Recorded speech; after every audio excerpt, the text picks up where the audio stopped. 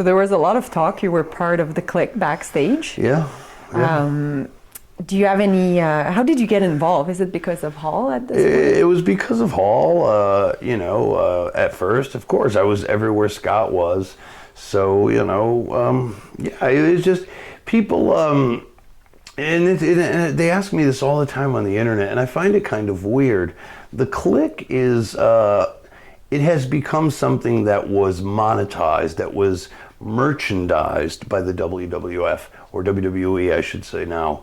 But it really wasn't. It was just a group of guys who got along. Like, for example, when Hunter first came to WWF, he brought Chyna. Chyna was nothing like she looked like in the, at the end.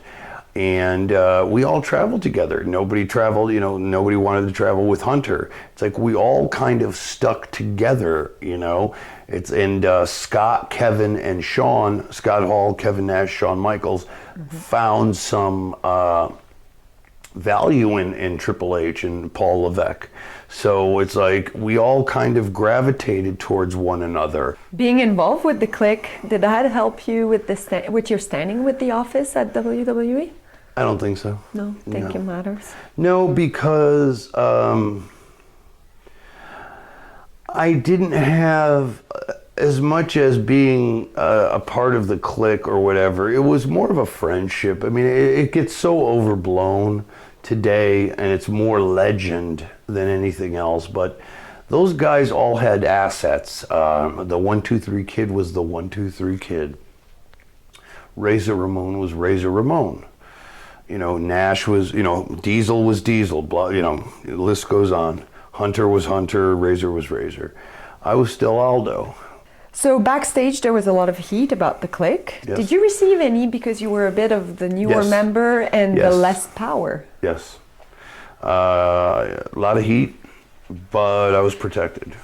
Okay. Any stories? No particular stories, unfortunately. I mean, I would like to make it juicy, but no, they knew better, They'd kind of, I would get a little, kind of looked at like, but they wouldn't dare touch me. It's almost, back then it was so rough because it was still a very tough man's game, and I was a little guy at the time. I'm not so little anymore, but at the time I was, and you really had to pick a side.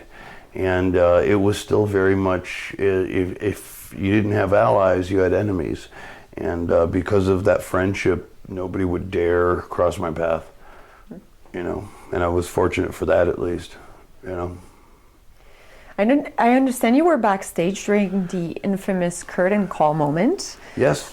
With the Kliq breaking kayfabe and hugging in the ring in Madison Square Garden. I was. Were you invited to be part of that? I was invited. Okay. Yeah. And I was told, you'll never survive this. Oh. If you go out there, you're done. Is that what happened? Yeah. If you go out there, you're done. Because I had no bargaining power. You know what I mean? Mm-hmm. They all had names, and what comes with names is television time, investment, action figures, video games. I had nothing of that nature.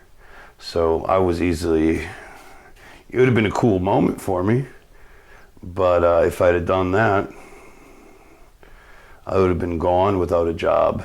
So you didn't get involved? I was told not to get involved. Okay. And, I don't regret it. Everything happens for a reason. And, it's a great soundbite. And it's funny how they use it today, right? But if you would have done it back then, it was a whole different vibe, because we were in a whole different war. Not that I hate to say war, because it's a very serious word, but a very serious competition. And that would have not been right for me to do. I was not in the right position to do that. What did it mean to you to be part of the Kliq after all? Like, was this... At first, I thought it meant the world to me. Mm-hmm. I felt very cool, mm-hmm. Very vindicated, because I was always, I don't know. I just always wanted to be something more, and I felt like they would help me achieve more success. But at the end of the day, quite frankly, none of them did nothing for me. It was more of a facade, because in the wrestling business, and I'm not saying anything negative about any of those guys. They're all, you know, the closest I am to now is probably Sean Waltman. Believe it or not, you know, I'm very good friends with Sean, but I really, you know, it was just all a bunch of BS. You know, I was just trying to find my place, and you know, they were the real Kliq. They played the game, and WWE marketed it as the game. And it's, again, something that was legitimately organic, and something that was legitimately just real. We were all just real friends, supposedly having each other's backs, turned into corporate baloney, just corporate BS. So, you know, I don't regret it. I wouldn't change it. But quite frankly, it didn't help me. It didn't help me at all.